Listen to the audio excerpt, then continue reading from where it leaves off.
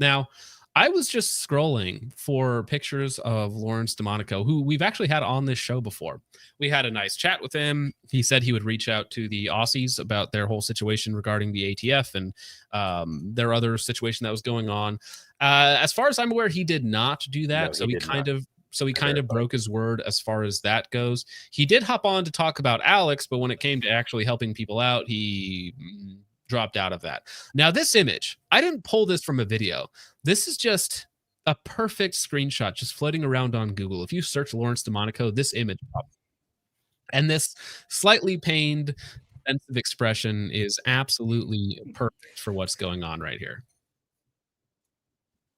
So this is from Micah Mayfield, who we chatted a little bit about this because Micah was not happy because at Goals, which as he states is a event explicitly for pro 2A advocacy, one of the new exciting venues in the Second Amendment market, so to speak, is the idea of forced reset triggers, of FRTs, of what do you call them, super safeties. There's all sorts. In fact, I have a Atrius super safety right here. It's kind of cool. Some kind viewer of the channel sent this out to me, so I didn't even have to pay for it, but I have one of their super selectors, as they call it.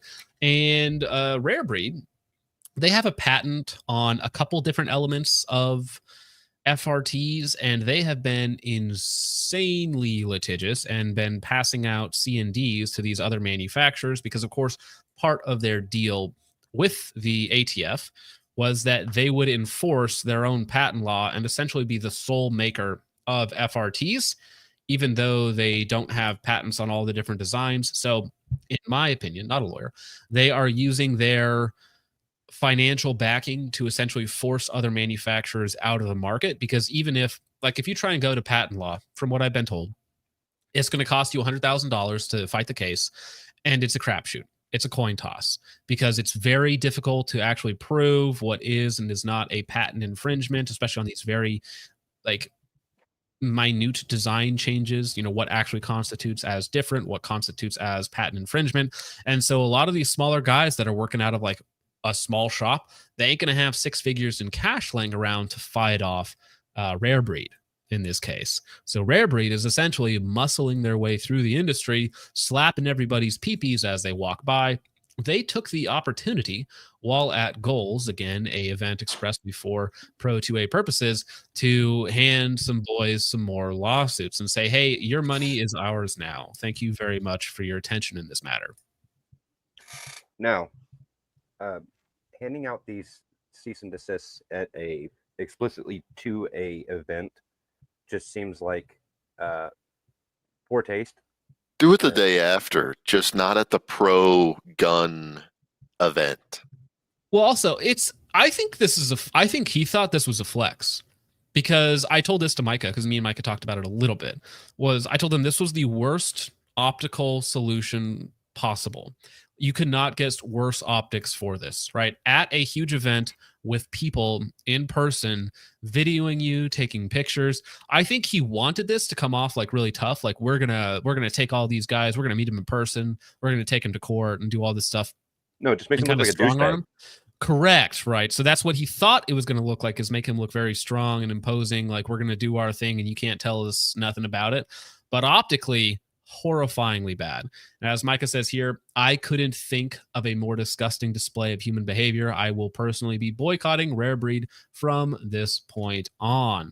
And Rare Breed has already been catching heat for doing this in private, just sending C&Ds to people's emails or to their addresses or whatnot. But doing this so brazenly and in the open, and even when the vast majority of lay people would say that these products don't even violate their patent, right?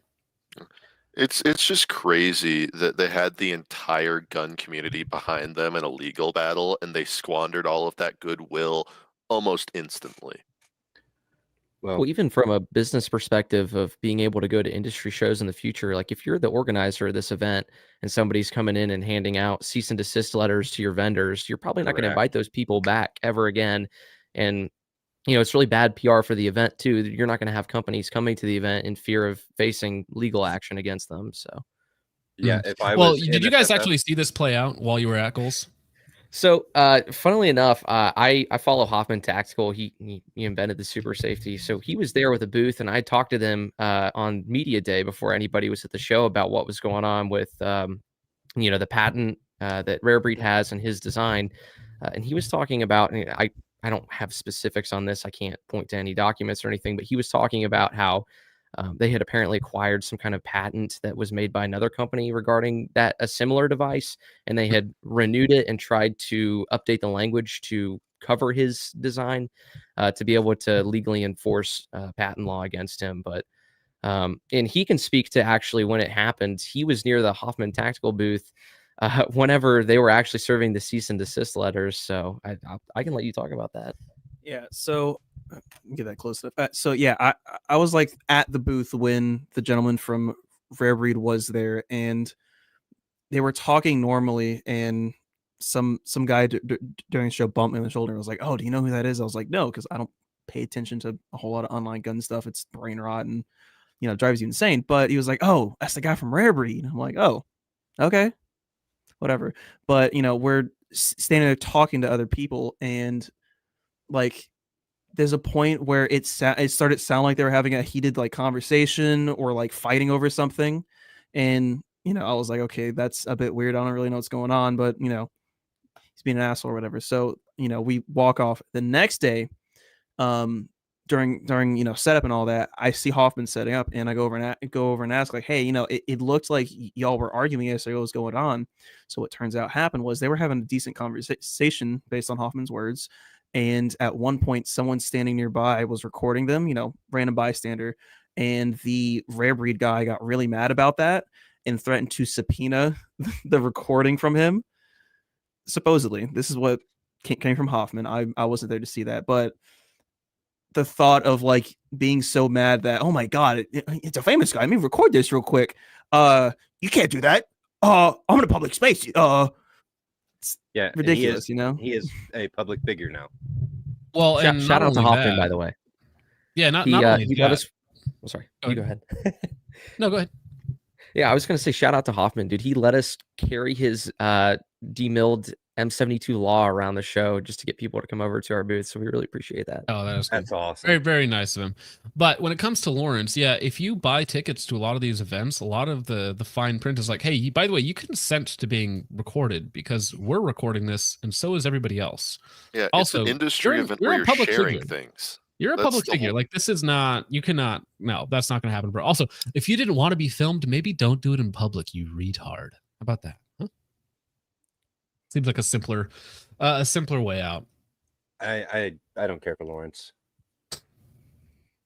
He seemed like a nice guy in the one talk I had with him, but that does not, I think it was because seeming like a nice guy in person. Yeah. He was trying to weasel his way into Alpha Tactical's space and possibly take over some of their designs. That's what I feel. I think that's why he came on and was friendly, is because they were on and he thought he was going to get somewhere with their designs, and it's not going to happen. Yeah. Well, I don't think he has a leg to stand on in the AK side. Right, but that's even true. if they were, I mean, I did like that he went after Alex, but yeah, don't go after the other guys as well. And Julian is up to some shenanigans as well. There will be an update coming on some of that.